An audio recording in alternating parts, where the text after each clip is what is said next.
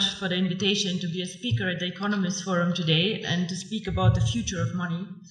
My name is Dr. Ruja Ignatova. I hold a PhD in law. I have always been very interested in financial services and worked about 6 years with McKinsey in Eastern Europe, actually when the crisis hit us really, really bad. I was spending my time in Russia with Sberbank, and it was an interesting time. I want to speak today about, as I said, the future of money, the future of payments.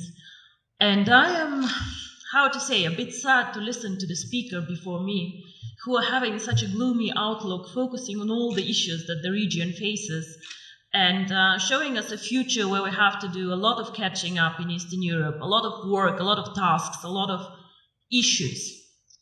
So I would like to take a bit of a different approach. I would like to show people that Eastern Europe can innovate, that Eastern Europe can bring growth, that we are not just a follower country catching up, but actually that we also can show the world that we can do a lot. Our company, which is very young, 1.5 years old, actually writes history currently with cryptocurrency. OneCoin currently reached a market capitalization of $1 billion 3 days ago, which makes me extremely proud. And we have a network of 650,000 users over 190 countries, and we come from Eastern Europe. We started actually in this country. We had the idea in this country, and we do not only describe the future of money, actually we take a very active approach of shaping the future of money. So, Southeastern Europe is a very good place to live, and I'm born here. I have been not raised here the whole time, but I feel home here. But however, even we cannot take an isolated approach and see ourselves as an own microcosmos. The world is getting smaller and smaller. We are living in a world with globalization. Technology is developing at a speed that makes me dizzy sometimes, seeing what happens around us. And all the innovative companies like Facebook, Google, Apple, all of them, unfortunately, are either not even coming from Europe, or like we are just a follower and just saving all our money in Eastern Europe, which is a lot of money for us to go and to buy the newest iPhone outside. So with globalization, the world becomes much smaller, much more transparent, and the needs of consumer and of companies actually change a lot. We have a lot more needs for cross-border transactions. Even as a simple customer, I have to do a lot of shopping, a lot of things outside my country. So, of course, this is a need that we need and we have to address with a company. So, what is the future of money? In my opinion, the future of money, or a big part of the future of money, will be outside the banking system as we know it today. Traditional businesses either will change or new entrants will come in the market. One of the most spectacular entrants that I've been following now for about 5 years is Bitcoin.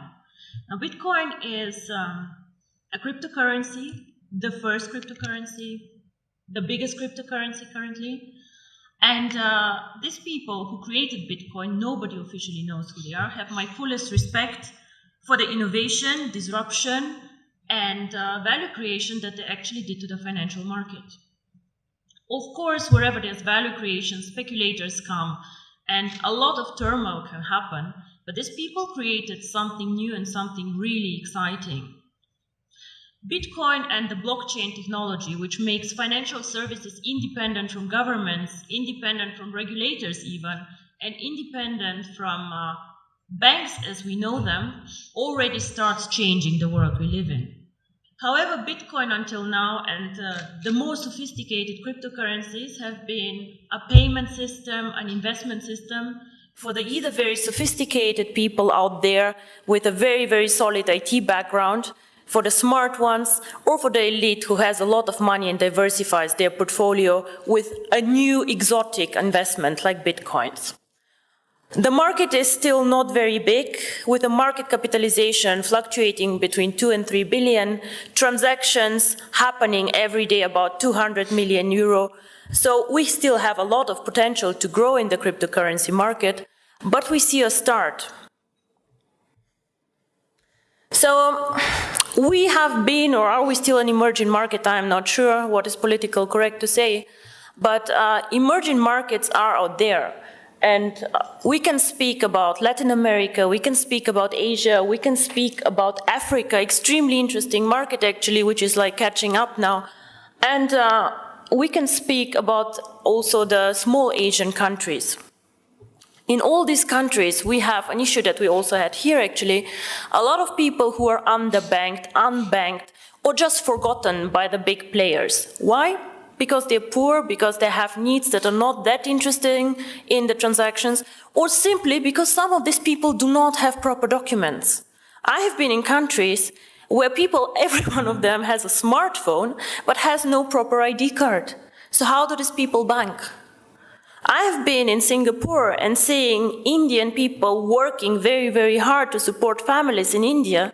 How do these people send money to their families and to their loved ones? Remittance business in Dubai, all the Filipinos working there and pushing economy. What do these people do? What they do is they either go to a bank to do foreign exchange, they go to a Western Union outlet, and they pay high fees. Because why? We as a financial sector charge always most the ones who are the poorest, who are like the ones with the needs that nobody else can serve. If you're an affluent customer, if you have a lot of money, the banks will fight for you. They'll give you cards for free. They'll do their best to make you happy.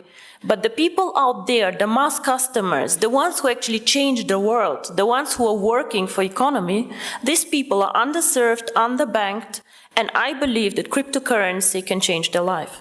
And not only me, actually, I think Bill Gates believed the same and said that cryptocurrency can make a huge difference for emerging markets. So, what is really the future of money?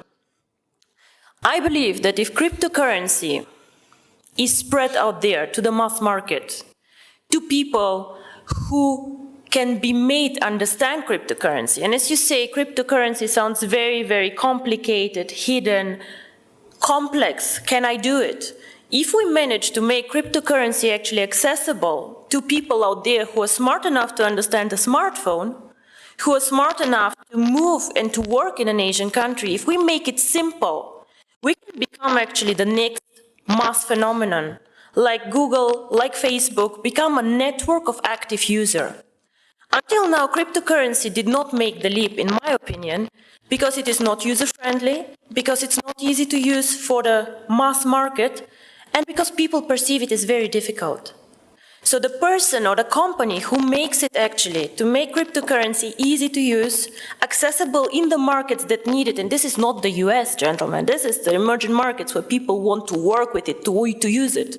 If we make cryptocurrency not only a tool for speculators and investors to make quick money, but make it usable, if we work on KYC, on documentation, on making it transparent and bringing cryptocurrency to the traditional world, with the regulators, by the way, the US actually government, 4 weeks ago, they said that cryptocurrency is actually in a status equal to commodities. So it means that actually cryptocurrency can be treated like virtual gold. Commodities is gold, is silver, platinum, and apparently bitcoins. So the future of money can be searched, I think, outside the banking system because we are still more flexible. We do not fight the issues that the banks have.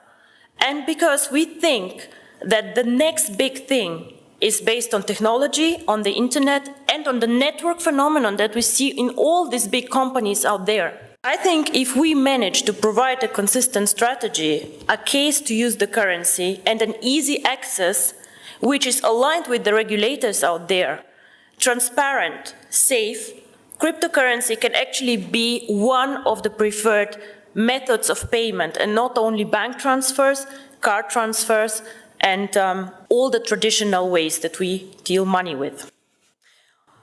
My future, or my vision actually, is the one card, making cryptocurrency one currency like the euro, like the dollars, that you just can go and spend with your card, which can be a Visa, MasterCard, China Union Pay, whatever. Make it a real currency that people just can go and spend out there. I have done my job whenever all of you can go with their card and just spend OneCoins for a dinner. This is when cryptocurrency actually became real for me. And I'm very, very curious how the next 2 to 3 years will work out for all of us. And I hope I'm right that the future is with technology and with us. Thank you very much.